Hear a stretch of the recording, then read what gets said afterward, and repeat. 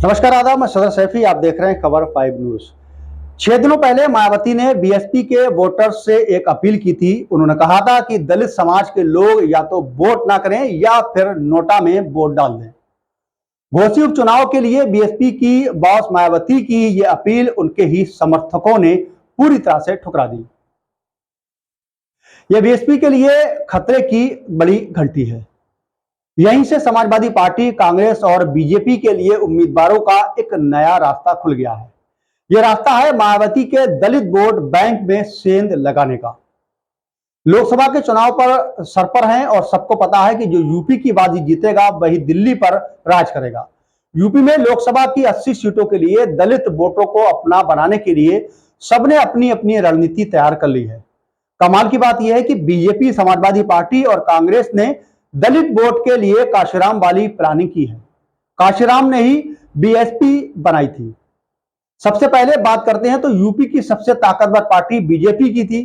पिछले 2 दिनों से पार्टी के सभी सांसद, विधायक, संगठन के पदाधिकारी और बाकी जिम्मेदार नेता दलित जोड़ो अभियान का मंथन कर रहे हैं। वहीं पार्टी की राजनीति के 2 फार्मूले हैं। लोकसभा की 17 सुरक्षित सीटों के लिए अलग तैयारी और बाकी 63 सीटों के लिए दूसरी तरह की योजना। पार्टी के केंद्रीय नेतृत्व के निर्देशन पर दलित समाज के लोगों को जोड़ने की योजना बनाई गई है। वहीं संघ प्रमुख मोहन भागवत ने हाल ही में अपने लखनऊ दौरे में इस बारे में पूछने और जरूरी सुझाव दिए थे कि संगठन के लिहाज से बीजेपी ने यूपी की 6 हिस्सों फिर क्यों कह लें कि क्षेत्रों में बांटा रखा है। इन सभी क्षेत्रों में बीजेपी नेताओं की बैठक हुई। बैठक के बाद यह तय हुआ कि लोकसभा की सभी 80 सीटों पर दलित सम्मेलन आयोजित किए जाएंगे। पार्टी के प्रदेश अध्यक्ष भूपेंद्र चौधरी और संगठन मंत्री धर्मपाल सिंह सैनी ने मिलकर दलित सम्मेलनों का रोड मैप भी तैयार किया है। वहीं दलितों को अपना बनाने के लिए अगले लोकसभा चुनाव तक की पूरी प्लानिंग बीजेपी ने तैयार कर ली है। तय हुआ है कि यूपी के कुछ शहरों में ऐसी रैली की जाएंगी जिसे देश भर के में संदेश जाए। सूत्रों की माने तो 2 नवंबर को लखनऊ में दलित महासम्मेलन किया जाएगा, जिसमें देश के गृह मंत्री अमित शाह को बुलाया जाएगा। पश्चिमी यूपी के साथ ही एक ऐसा सम्मेलन 15 अक्टूबर को करने की तैयारी है। पार्टी की कोशिश है कि बीजेपी अध्यक्ष जेपी नड्डा इसमें शामिल हो। पीएम नरेंद्र मोदी के संसदीय क्षेत्र वाराणसी में दलित सम्मेलन 26 अक्टूबर को किया जाएगा। बीजेपी ने यूपी के सभी बूथों से कम 5 दलित समाज के लोगों को एक ग्रुप से जोड़ने की योजना बनाई है।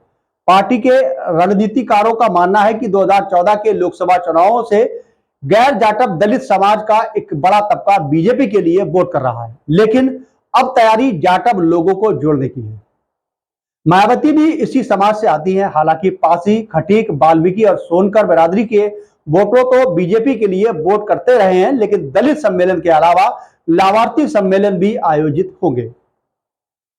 आरएसएस की योजना के मुताबिक दलित बस्तियों में सामूहिक भोज, चौपाल और सामाजिक समरसता बैठकें भी आयोजित की जाएंगी। यूपी के दलित समाज के मन तक पहुंचने के लिए बीजेपी और आरएसएस की योजना ऐसी है कि कोई भी दलित बस्ती न छूट पाए।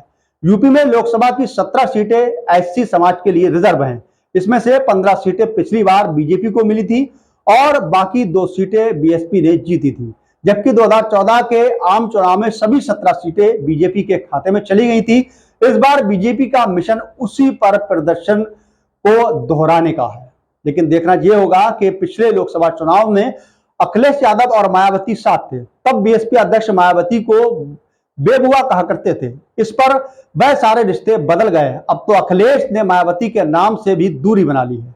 इसी हफ्ते जब पत्रकारों से उनसे सवाल पूछा कि क्या मायावती भी इंडिया गठबंधन में शामिल होंगी, तो अखिलेश ने मायावती का नाम लिए बिना कहा कि जो बीजेपी के करीब है उनसे हमारा कोई संबंध नहीं है।